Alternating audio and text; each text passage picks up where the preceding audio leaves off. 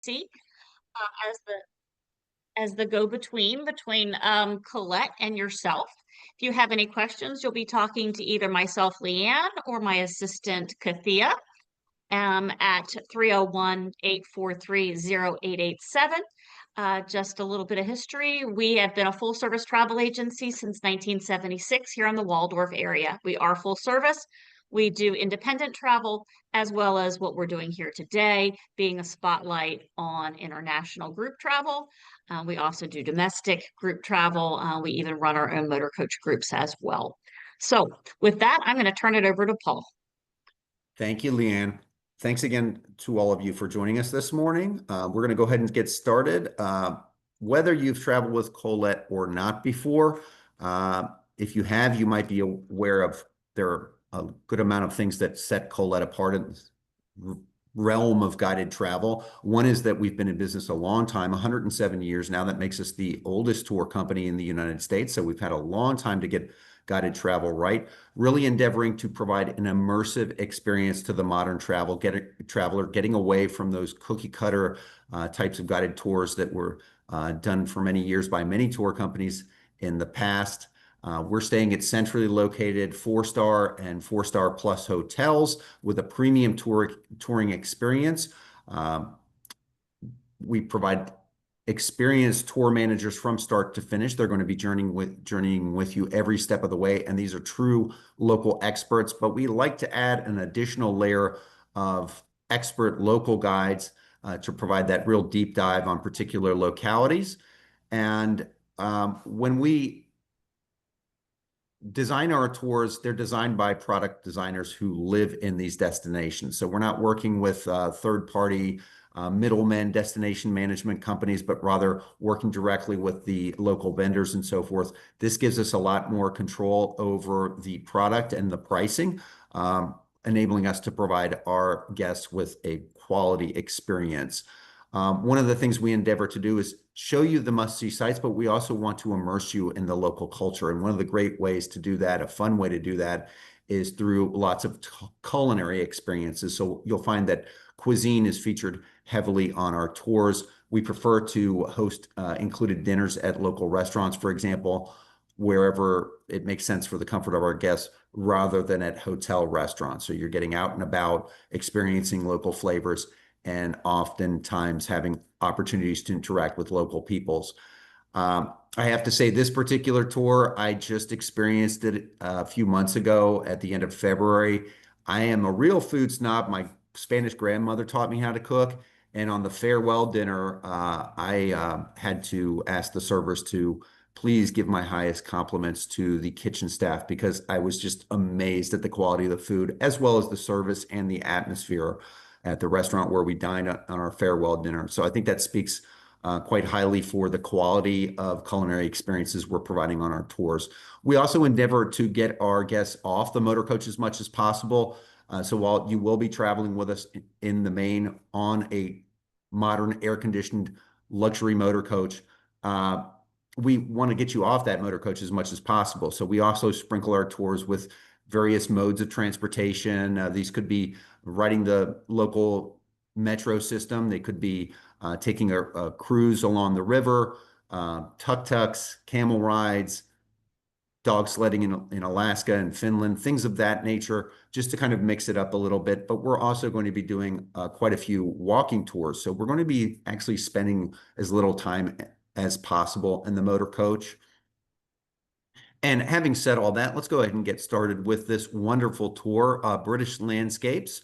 As I mentioned during the last presentation, despite this accent I have, I was actually born in the UK. I came to the United States when I was 2 years old. My mother is British. I was born in Yorkshire and visited there quite frequently to see my family while I was growing up. So this is a tour that's very close to my heart, also since I just came off of it a couple of months ago, and was really my first true experience with a Collette tour. I've traveled with Collette before, but on our sales meetings. So this is, of course, a bit different. A wonderful time to visit the UK, April 14th through the 23rd. It's spring. Spring is going to be bringing with it lots of beautiful flowers. All those iconic British gardens are going to be in bloom, as well as green as far as the eye can see in terms of farmland, rolling fields, hedgerows and those beautiful English oaks. But we're not yet into the high tourist season, which really kind of kicks off in May. So we're avoiding a lot of those crowds and the warmer weather because sometimes the UK can get quite warm, and we want to be comfortable while we're touring. So all this makes April a wonderful time to visit the United Kingdom. This is a 10-day tour with 12 meals included. You'll also notice there's a little fork in the road icon next to the word meals that denotes our choice on tour feature, which I'll tell you about through the course of this presentation.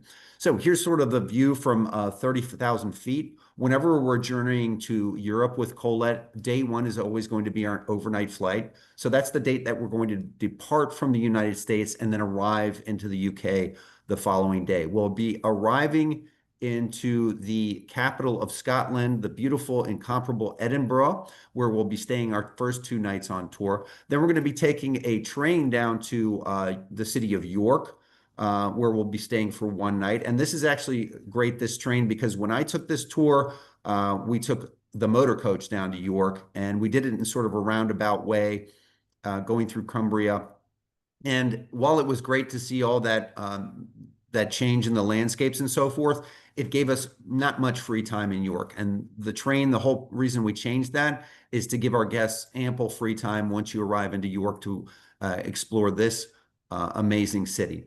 And then after our stay in York, we're going to be moving on to Chester, where we'll be staying for 2 nights, exploring a little bit of Wales there, and then down to Stratford upon Avon, the city of Shakespeare, for a 1 night stay, then moving on to London, the capital of England, for our final 2 nights in the country, with a visit to Oxford along the way. You'll also notice that there's a little inset here on the map for a 3 night optional post-tour extension to Paris, France. So if you'd like to spend a little bit more time with us in Europe and venture a little further afield, you can book that post-tour extension to Paris for 3 nights with us as well.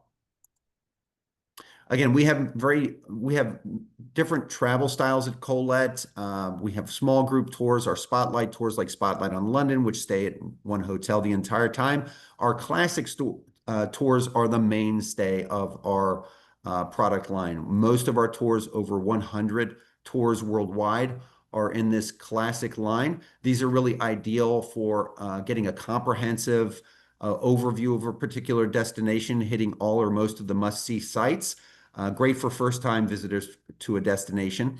And these are operated on 52 to 54-seater motor coaches, but we cap the maximum number of participants at just 44, which gives a little bit of extra room on the bus.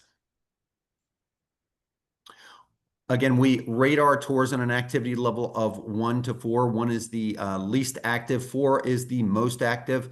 Most of our tours in Europe are rated an activity level 3 because it's the old country. You've got a lot of older infrastructure, cobblestone streets, things of that nature. And there's also no equivalent of the Americans with Disabilities Act in Europe. The good news here is this tour, relative to most of our tours in Europe, is quite easy at an activity level of 2. The expectations are the ability to walk up to 2 hours at a relaxed pace. I stress relaxed. Your tour manager is going to be, or your local guide is going to be, telling you about all sorts of wonderful things during our walk, and we'll be stopping to admire buildings, maybe chatting with locals, maybe even trying out some local treats. So it is a relaxed pace. Then the ability to climb at least 2 flights of stairs, and the ability to navigate a variety of terrains like those cobblestone streets, maybe a few moderate hills, and so forth. So we're now on day 2, and your tour opens in Edinburgh, one of Europe's most beautiful cities, which it might interest you to know is also nicknamed the Athens of the North, because, of course, the castle of Edinburgh sits upon a high hill, which is actually an ancient, long extinct volcano, which kind of makes that the Acropolis of the city. Kind of like the Parthenon is the Acropolis in Athens, so hence the nickname there. It's also a city that's been for centuries favored by the royal family, with the Palace of Holyrood House located within the city's confines, meaning that this is a very wealthy city, and it shows through just about every street corner, every building. You see this iconic, beautiful architecture when touring Edinburgh. So you'll be arriving probably relatively early in the morning and have the balance of the day at leisure to explore Edinburgh at your own pace, or perhaps relax and take in a nice restaurant or something along those lines. The food in Edinburgh is absolutely fantastic, and not far from your hotel, easy walking distance, are plenty of quality restaurants. Again, check-in time in Europe is typically at hotels not until 3 p.m. So your room might not be available when you arrive to the hotel. However, what we're going to do is securely store your luggage at the hotel so that you can go off and do your own things while you're waiting for your hotel room to be ready. And then in the evening, you'll get a taste of contemporary Scottish fare as you join your fellow travelers for a welcome dinner. And then you'll start your day with a panoramic walking tour on day 3 of both old and new Edinburgh. You'll explore Georgian architecture, learn about the various writers and the monuments that dot this city. Lots of little alleyways to explore and little hidden passages, as well as a thoroughly modern museum. Then you walk up to the Royal Mile to Edinburgh Castle for a guided tour. The castle looms over the city, again, situated on top of an ancient, long extinct volcano. This is also the home to Scotland's crown jewels, as well as the Stone of Destiny, which was traditionally used in the coronation of Scottish rulers. This is an historic fortress that absolutely dominates the skyline of the city from its position on Castle Rock,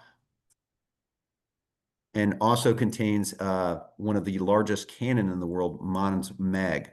Then the remainder of the day is at leisure for you to relax or explore the city independently. Of course, your tour manager will have plenty of suggestions for you. And if you are a Harry Potter fan, I can tell you that there is no shortage of things to check out related to Harry Potter and the magical city of Edinburgh. We also have an optional tour for you here. This is an optional night of Scottish food, song, and dance, during which you can join us for a rollicking evening of taste, sights, and sounds that are classically Scottish. You'll feast on a banquet prepared from a selection of local recipes. And then this will be accompanied by entertainment, including Highland pipers and dancers who deliver the very best in Scottish music, song, and dance. On day 4, you'll say goodbye to the rolling hills of Scotland while traveling south on a local passenger train to York. And then once in York, you'll join a walking tour to get familiar with York streets before taking some free time to enjoy lunch on your own. Then after an afternoon visit to the magnificent York Minster, one of the largest cathedrals in Europe, the rest of the day is yours to explore independently. You might want to meander through the shambles and explore this labyrinth of quaint, narrow streets the locals call Snickleways. And yes, that's where J.K. Rowling got the name for the Snickleways in the Harry Potter series. In the evening, you may wish to join an optional tour to a Yorkshire vineyard and sample a selection of English wines over traditional English dinner. During this tour, you'll venture into the English countryside and explore a Yorkshire vineyard with an engaging tour and sampling of local wines, accompanied by dinner served by the proprietors. I should mention that this, if you're into touring wineries, this is not a fancy winery. It's run by basically it's a mom and pop establishment. The owners are absolutely wonderful people, truly engaging, and their wines are quite good. And you'll enjoy this over a traditional roast dinner with Yorkshire pudding. However, I should mention that this is not a fancy winery. It has more of a homey feel to it. It's a small winery, so if you're expecting the kind of fancy wineries you might find in Sonoma and Napa, this is more of a home meal / wine tasting type of experience with dinner included. But worthwhile nonetheless, especially to see the beautiful Yorkshire countryside. Then on day 5 in the morning, you'll travel to the city of Chester, which will be your home for the next 2 nights. Here, ancient walls enclose charming Tudor and Victorian houses. You'll discover the charms of this city with your local guide, and then enjoy the rest of the day to experience Chester at your own pace. This city was founded in 79 AD by the Romans. It was a fortress town. So any town or city you see in the UK with the name Chester to it, like Cirencester or so forth, it's not pronounced that way, but uh, the point being that Chester gets its name from fortress or castle or castrum. And you'll see this theme quite commonly repeated in many towns and cities in the United Kingdom. Uh, this city has the most complete city walls in Britain, which was built by the Romans, and today has a walk of over 2 miles. And you'll also notice while you're here that while in Edinburgh and Yorkshire, they primarily used granite, primarily the building source in Chester was sandstone. So you see a lot of red sandstone, which is kind of evocative of the American Southwest in a funny way. So the cathedral, for example, is made of this beautiful red sandstone. On day 6, after your overnight in Chester, you'll venture to the inviting town of Conway in Wales and visit Conway Castle, where you'll discover the history behind one of Edward I's most imposing castles and take a leisurely stroll around the town, seeking out local shops, cafes, and markets. Then take a scenic drive over the Menai Straits into Anglesey to visit Hallan Mon, the family-run Welsh sea salt company, famous all around the world for its salts quality. And for those of you who are interested in history, it might interest you to know that the island of Anglesey, which sits just off the north coast of Wales, was sacred to the ancient Druids of Celtic Britain. On day 7, you'll step back in time on a journey through the English countryside to Stratford-upon-Avon, the birthplace of William Shakespeare, England's most famous playwright. You'll take some creative inspiration from this charming market town dating back to the 12th century. This town was granted a charter from the king in 1196 to hold a weekly market. So this made it an important town in the area and is commonly known simply as Stratford, Avon being the name of the river that runs through it. In the afternoon, you'll visit Shakespeare's birthplace. You'll tour the childhood home of the famous playwright, learn about what it was like to be a child in this time period, and then enjoy leisure time to explore the historic market town on your own. Shakespeare was one of 8 children and was born in 1564, and his home doubled as a glover's shop. His father was a glover and lived and worked here for 50 years. William inherited the house and leased part of the property as an inn. In the evening, you'll join your fellow travelers for a dinner theater experience. And then on day 8, you'll bid farewell to Stratford and travel to the charming university city of Oxford, which is one of the world's most famous university cities. This was founded in the 10th century, and Oxford's nickname is the City of Dreaming Spires. And I imagine you can gather why from this image here, from those many striking towers standing out against the skyline.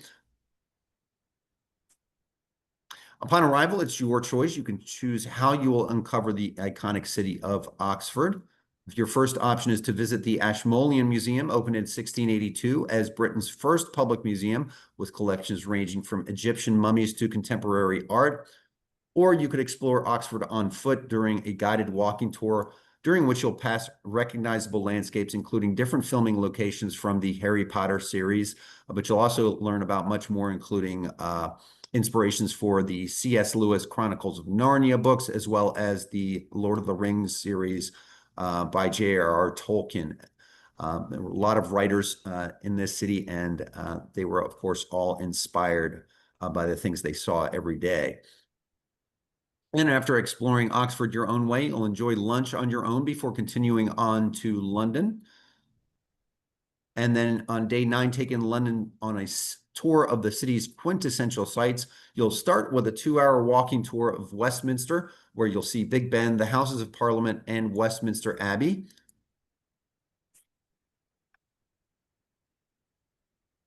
The Houses of Parliament are located on the riverbank and serve as the meeting place of the House of Commons and the House of Lords, which are part of UK's Parliament.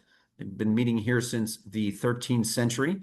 The palace is actually owned by the monarchy and retains its status as a royal residence for ceremonial purposes, and this was the home of the kings of England until the early 15th century. Westminster Abbey is the coronation church of Britain's monarchs, from William the Conqueror to the recently crowned King Charles III, and the Abbey has been the site for every coronation for almost 1,000 years. Then you'll continue on to Buckingham Palace, the official residence of His Majesty, the King. This palace contains 775 rooms and has been home to the royal family since 1837. Next up, you'll make your way to Trafalgar Square, which is one of London's most vibrant spaces in the heart of the city. It's a public square, home to the National Gallery, bubbling fountains, and regal lion statues, as well as the famous Nelson's Column. Then enjoy an afternoon at leisure to independently explore this iconic city. And in the evening, toast to the end of a wonderful journey during a farewell dinner at a local restaurant. So we do look forward to you joining us on this wonderful tour of the United Kingdom. And just to go over briefly the post-tour extension that we're offering as well to the magical city of Paris, France. This is a hosted experience, so you have a mix of time on your own and some planned tour activities. We won't have a tour manager with you through the entire extension. However, you will have a local guide available during part of your stay to guide you during scheduled activities, as well as providing recommendations to what to see and do on your own. So this is 3 nights included with 4 meals in total. And this would involve, after completing your British Landscapes tour, being transferred to the train station to zip beneath the underwater tunnel that runs under the English Channel, known as the Channel. And in less than 3 hours, you'll be in Paris. Then with your local guide, you'll marvel at the Arc de Triomphe, the Champs-Élysées, and the Notre Dame Cathedral. And then later, join your guide to get to know the area surrounding your hotel, and then use a provided Metro Underground system like a local, which will give you the freedom to set off later as you wish on your way to a Seine dinner cruise. As you cruise from the base of the Eiffel Tower and float by illuminated landmarks, let Paris of your dreams sweep you off your feet, accompanied by a delicious Parisian dinner. Then on day 11 in the morning, you'll join your local expert to explore the hip neighborhood of Montmartre. This blends artistic roots and quirky modernity in the 18th arrondissement neighborhood, home to classical painters and cultural provocateurs. You'll venture into the Musée de Montmartre and glimpse into the roots of cabaret and the lives of Paris's most famous artists. Take advantage of time at leisure to explore on your own. Perhaps you'll browse the shops of the Opera District, where you'll have time to peruse luxury Parisian retailers, or take a stroll down the Champs-Élysées and pause at a local cafe for some people watching. And on day 12, it's your last day in Paris. Many ways to spend it. Perhaps you'll explore Le Marais. This is a trendy district abounding with winding streets, gorgeous old mansions, and independent boutiques. Or you might choose to stroll down the Ile de la Cité, which is the island set in the heart of Paris and the ancient core of Paris, where you can take in the progress of restoration efforts on the awe-inspiring Notre Dame Cathedral. Also worth checking out here is the conciergerie, as well as the chapel of the Ile de la Cité, which is absolutely beautiful. And on day 13, you would wish Paris goodbye as you transfer to the airport for your return flight home. Once more, our hometown pickup service is available. If enough of you are departing from a specific area, we'll be able to provide a dedicated motor coach to take you to and from your local airport, removing the hassle of having to take a cab or an Uber or parking at the airport. However, if you all are spread out and not really grouping together to go to the airport, you would, in that case, want to make your own way to the airport. Lots of great ways to personalize your adventure with Collette. I've gone over the optional post-tour extension to the city of Paris available on our British Landscapes tour. But if you're interested in just staying with us longer in either Edinburgh or London, you can certainly do so. You're always welcome to book additional pre- and or post-night stays with us. And the airfare included on this tour is economy class airfare. But if you're interested in upgrading to premium economy or business class air, you can certainly do so with us. However, I would encourage you in that case to book with us as soon as possible so that we can get you the best flights and fares for those upgrades. Dining experiences, I highly recommend that you talk with your tour manager about that. They're going to reach out to you to introduce themselves by email about a week prior to the departure of your tour. And I've gone over the optional excursions for this tour as well. Then our cancel for any reason trip insurance. With this insurance, you can get a full refund for cancellation at any time for any reason. All you have to do is notify us no later than the day prior to the departure of your tour. Once you're on tour, that's going to cover you just like any other trip insurance for medical assistance, emergency evacuation, baggage loss, or trip delay or trip interruption, all with round-the-clock emergency 24/7 assistance. And this is our loyalty club. In the interest of time, I'm not going to go too into it, but just so you know, if you've traveled with us before, we do provide certain benefits and incentives to our repeat guests on tour that you may be able to take advantage of with your next trip with us. And then a quick note on passports and visas. Your passport should be valid for up to 8 months beyond the travel date to the destination country. You are not required as U.S. citizens to have any sort of visa to enter into the United Kingdom. However, this is the European version of ETA, but the United Kingdom, this hasn't been put in place yet for the European Union. They keep talking about it and it keeps not happening. However, last year, the United Kingdom did put in place what they call ETA, which is quite similar. So this is not a visa. It's a lot less involved than obtaining a visa. Basically, what the European government wants us to do is pay about $8 to $10 per person and complete a small form online to obtain this ETA traveler authorization. So if you do plan to go on this trip, you're going to want to make sure you take care of this before you travel with us. You can book this tour through this web page, the link to which will be found in the brochures and materials that we've provided to you. You can learn a lot more than I've told you about this tour on this website, learn more about our cancel for any reason trip insurance, those optional excursions, and check out with a secured connection. We accept all major credit cards. And then here are the hard facts and numbers on this tour. Again, this is British Landscapes taking place from the 14th through the 23rd of April of 2026. The current deposit on all of our tours is $698 per person. That's due upon booking. And the insurance premium for this tour, also due upon booking, is just $549 per person for that cancel for any reason trip insurance. We are holding space for you all on this tour up until and including the 15th of October of this year. You'll also notice that you can cancel this trip and your insurance is fully refundable up to that date as well, which is quite unusual. So I'd like to explain that a little bit further. If you were to book this trip and pay the deposit and purchase our cancel for any reason trip insurance, but then for some reason, something comes up between now and the 15th of October of this year that causes you to have to cancel. In that case, just notify us, and not only will you get a refund of all the monies that you've paid at that point towards your trip, but you will also have refunded to you your cancel for any reason trip insurance. So you were out at that point $0. Okay, so this is actually a rare exception where you do get an insurance premium back if you have to cancel. Of course, past this date of the 15th of October, if you've purchased our trip insurance and have to cancel, you can do so by notifying us no later than the day prior to the departure of your tour, in which case you will get a full cash refund of any monies you've paid towards your trip at that point. However, at that point, you would lose the insurance premium. Okay.